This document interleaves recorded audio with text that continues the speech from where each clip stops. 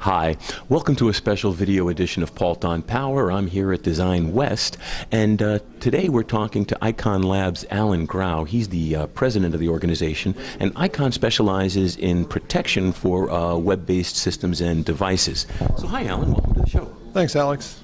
Well, a lot of people forget that everything needs protection in a web-connected world because someone can sneak in through the back door, as it were, and tamper with your systems, right? Well, not only that, a lot of these systems have the front door wide open. They really don't have any security, or certainly not adequate security, so it's even worse than people sneaking in the back door.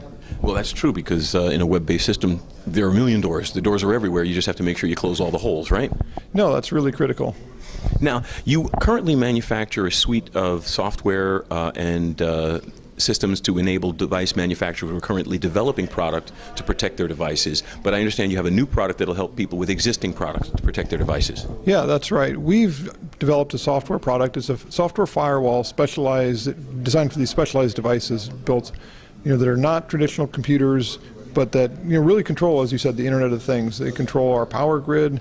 They control industrial manufacturing plants. They're controlling the next generation of home security systems.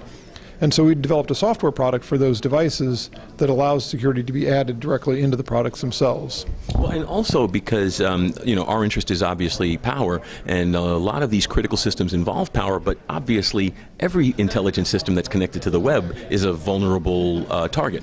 Oh, absolutely. And the power grid is really one of the key areas that we're focused on. I mean, all these systems that are controlling our infrastructure, and many of them are vulnerable. I mean, in '93 they had the rolling blackout that struck the Northeast. It had huge impact. Now it turned out that was caused by a software failure. It wasn't a security failure, but it just as easily could have. And the implications of that were literally loss of life and loss of millions of dollars of in our economy. So the importance of this really can't be overstated.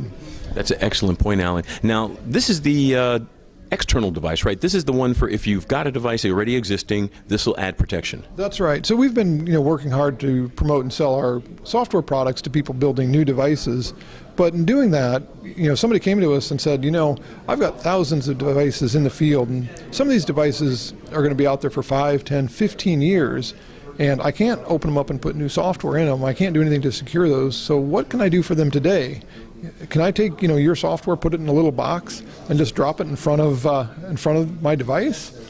And it turns out that sure, that's actually a really good idea. And so we've taken that exact approach.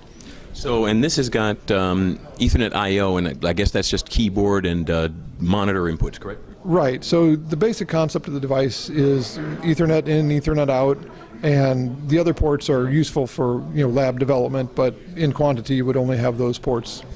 Excellent, excellent. So now, let's say, for example, I wanted the device and I'm not quite sure how to implement it. Do you provide design and instructions or support or things along those lines? Sure. It's actually a very simple device to use. I mean, installation and configuration can be done in 15 or 20 minutes. It's a matter of plugging in a couple of Ethernet ports, going to a web browser, and setting some configuration values. But if you want some customizations done, if you need some support with that, that's definitely something we would help out with. Right, so like say for example, I've got something with power over Ethernet, right? So you can modify this to... Right, exactly. Supporting power over an Ethernet. If you need a wireless capability, we could support wireless with it on one side of the connection. Or if you've got special protocols and need, some custom filtering because you've got an industrial control device that uses a non-standard protocol that's got special requirements, we can come in and help out with any of those requirements. Excellent. So actually, in reality, it's a connector agnostic technology. You just embodied it in connectors here for convenience sake, but you can have any connector arrangement here. Sure. It's easy to update that.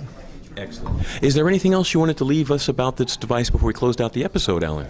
Well, I think the critical thing is, as you were saying in the beginning, to just really be aware of this. I mean, we've talked to people that have had really significant security incidents, a sewage spill where somebody hacked into a system, spilled hundreds of thousands of gallons of sewage, and this was a system in Australia, and the environmental impact, the economic impact of that was huge, and a device like this would have solved that problem. And the poor cleanup crew. Yeah, it was an ugly situation, obviously. So it's really it's something that's a problem. It's something that needs to be addressed, and people just need to take it more seriously and know that there is a solution. Excellent. So where do people go to find out more information? Sure, just hit our website. It's www.iconlabs.com. So iconlabs.com. Excellent. Well, thank you very much, Alan, for being with us today. Great. Thanks, Alex. And I'd like to thank you all out there for watching us. We wouldn't be here without you. This is Alex Paultre for Paultre on Power.